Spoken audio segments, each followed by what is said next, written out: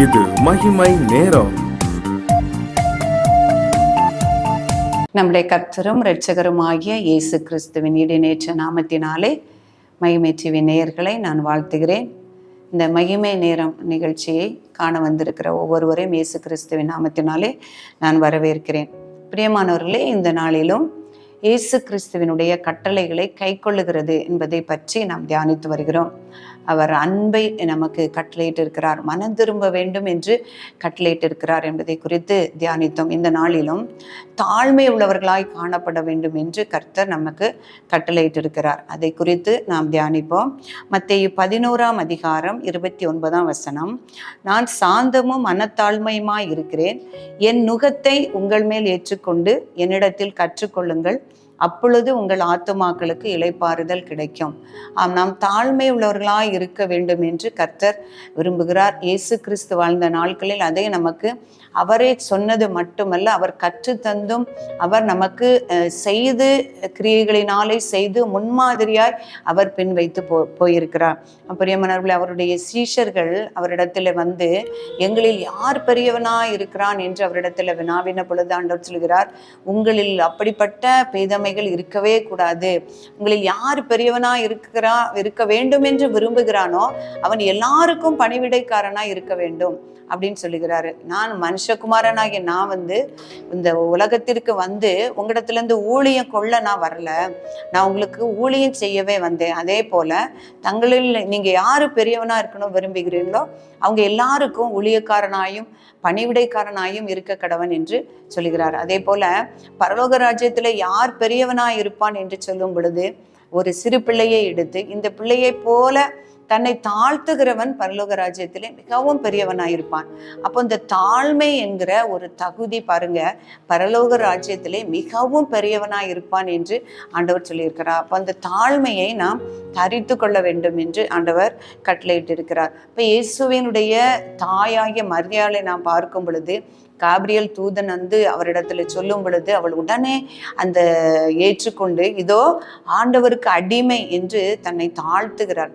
அந்த தாழ்த்தின நிமித்தமாக அந்த உலக இரட்சகராகிய இயேசு கிறிஸ்துவை சுமக்கிறதான ஒரு பெரிதான கிருபையை கொடுத்து கர்த்தர் அவர்களை உயர்த்தினார் என்று நாம் பார்க்கிறோம். இந்த தாழ்மையின் அடிமையை நோக்கி பார்த்தார் என்று மரியாள் பாடுவதை பார்க்கிறோம். பிரியமானவர்களே, இயேசு கிறிஸ்துவும் தாழ்மையுமே நமக்கு கற்றுத்தந்திருக்கிறார். அதனால் நான் சாந்தமும் மனத்தாழ்மையுமா இருக்கிறேன், என் நுகத்தை ஏற்றுக்கொண்டு நீங்க என்னிடத்துல கற்றுக்கொள்ளுங்கள்.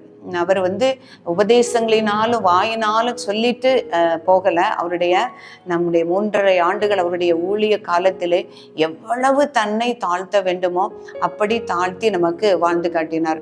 அவர் அந்த நாட்களில் அவர் பிதாவினிடத்திலிருந்து வந்தவர், தேவனிடத்திலிருந்து வந்தவர் என்று அநேக சாட்சிகள் மனுஷர்கள் கண்டிருக்கிறார்கள்.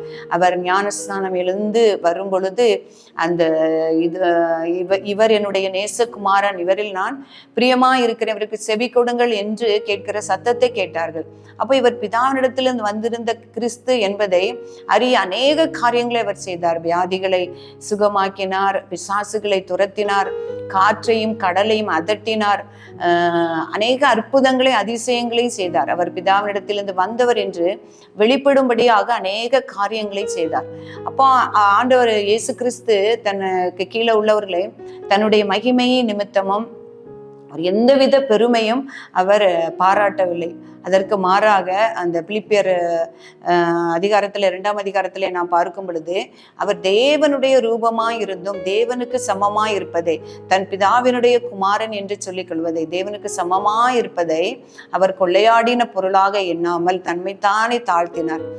அடிமையின் ரூபமாக காணப்படுவதை அவர் விரும்பினார். மனுஷ சாயலாக மனுஷனை போல மனுஷ ரூபமாய் அடிமையின் ரூபமாய் காணப்பட்டு அதைவிட தன்னை தாழ்த்தினார். மரண பரியந்தம் கீழ்ப்பிடிந்தவராகி தன்னை தாழ்த்தினபடியினால்தான் தேவன் அவரை உயர்த்தினார். எப்படி உயர்த்தினார்? அவருடைய நாமத்தை எல்லா நாவுகளும் அவர் இயேசு கிறிஸ்து கர்த்தர் என்று அறிக்கையிடும்படியாக அவரை உயர்த்தினார் என்று பார்க்கிறோம். அப்படி அவர் நமக்கு தாழ்மையை கற்றுத்தந்தார்.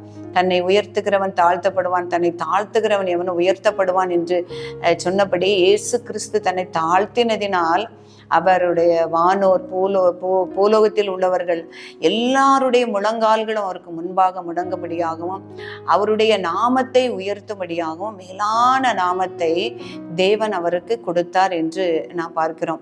இப்போ அந்த தாழ்மையை அவர் நமக்கு கற்றுத்தந்தபடி நாமும் தாழ்மை உள்ளவர்களாக காணப்பட வேண்டும் என்று இயேசு விரும்புகிறார். அவருடைய சீஷர்களிடத்திலும் அவர் அதை செய்து காட்டினார் என்று பார்க்கிறோம்.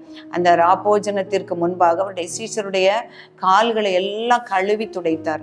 அப்பொழுது சீஷரிடத்தில் சொல்கிறார், ஆண்டவரும் போதகருமாகிய நானே உங்களுடைய கால்களை கழுவினா நீங்களும் ஒருவருக்கொருவர் உங்கள் கால்களை கழுவுங்கள் என்று சொல்லுகிறார். நீங்க பெரியவனா இருக்க விரும்பினால் நீங்க ஊழியக்காரனா இருங்க, நானும் ஊழியம் கொள்ளும்படி வரல, நான் ஊழியம் செய்யவே வந்தேன் என்று அவருடைய மரண பரியந்தம் தாழ்த்தி அவருடைய ஜீவனை கொடுத்து தன்னை தாழ்த்தினதுனால அவர் அந்த தாழ்மையை நமக்கு கற்றுத்தந்திருக்கிறார். அதையே நான் கடைபிடிக்க வேண்டும் என்று அவர் விரும்புகிறார். அப்போ அவர் அந்த சீஷர்களுக்கு சொல்லும் பொழுது சொல்லுகிறார், நீங்க ஒரு இடத்துல நீங்க போகும்போது ஒரு விருந்து சாலையில நீங்க சொல்லும்போது முதல்ல போய் தாழ்ந்த இடத்துல நீங்க உட்காருங்க. அப்பொழுது உங்களை அழைச்சவன் மற்றவர்களுக்கு முன்பாக உங்களை கனப்படுத்துவான். என் சிநேகிதனே, நீ உயர்ந்த இடத்தில் உட்காரு அப்படின்னு சொல்லி உன்னை கனப்படுத்துவான் என்று ஒவ்வொரு காரியத்திலும் நம்ம தாழ்மையை எப்படி கடைபிடிக்க வேண்டும் என்று சொல்லுகிறார். கடைசியாக இந்த மீகா 6ஆம் அதிகாரம் 8ஆம் வசனத்திலே, மனுஷனே நன்மை இன்னதென்று அவர் உனக்கு அறிவித்திருக்கிறார், நியாயம் செய்து இரக்கத்தை சிநேகித்து உன் தேவனாகிய கர்த்தருக்கு முன்பாக மனத்தாழ்மையாய் நடந்து கொள்வதை அல்லாமல் வேறே எண்ணத்தை கர்த்தர் உன்னிடத்தில் கேட்கிறார். பிரியமானவர்களே, தன்னை தாழ்த்தி அவர் தாழ்மையை நமக்கு கற்றுத்தந்து தாழ்மையாய் வாழ்ந்து காட்டி என் நுகத்தை நீங்க உங்கள் மேல் ஏற்றுக்கொண்டு என்னிடத்தில் கற்றுக்கொள்ளுங்கள் என்று சொன்ன இயேசு கிறிஸ்து சொல்லி சென்ற அந்த தாழ்மையை நாம் தரித்து கொள்வோம். அப்படிப்பட்ட அந்த ஆவியின் கனிகளை கர்த்தர் நமக்கு தரும்படியாக நாம் ஜெபிப்போம். பரிசுத்தமுள்ள எங்கள் அன்புள்ள ஆண்டவரே, உம்மை துதிக்கிறேன். இந்த அருமையான நேரத்திற்காக தேவரீர் உமக்கு நன்றி செலுத்துகிறேன். இந்த மகிமை நேரம் நிகழ்ச்சியின் மூலமாக அப்பா உம்முடைய தாழ்மையை நாங்கள் தியானிக்க கர்த்தர் உதவி செய்தீங்கப்பா. நீர் எங்களுக்கு சொல்லி சென்ற கட்டளைகளை கை கொள்ளும்படியான ஆண்டவரே பலத்தையும் சத்துவத்தையும் எங்கள் ஒவ்வொருவருக்கும் நீர் தரும்படியாய் ஜெபிக்கிறேன். உடைய பரிசுத்த ஆவியானவருடைய பலத்தினால் ஒவ்வொருவரையும் நிறைத்து தகப்பனே தாழ்மையை நாங்கள் தரித்து கொள்ள கர்த்தர் எங்களுக்கு உதவி செய்யும்படியாய் நாங்கள் ஜெபிக்கிறேன். சுவாமி, பெருமைக்கு நீர் எதிர்த்து நிற்கிறீர், தாழ்மையுள்ளவர்களுக்கோ கிருபை அளிக்கிறீர். ஆண்டவரே, இந்த கிருபையை நாங்கள் பெற்றுக்கொள்ள கர்த்தர் எங்களுக்கு உதவி செய்யுங்க.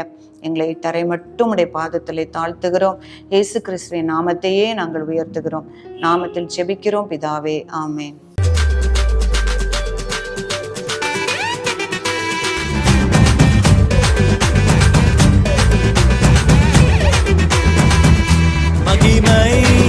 மகிமை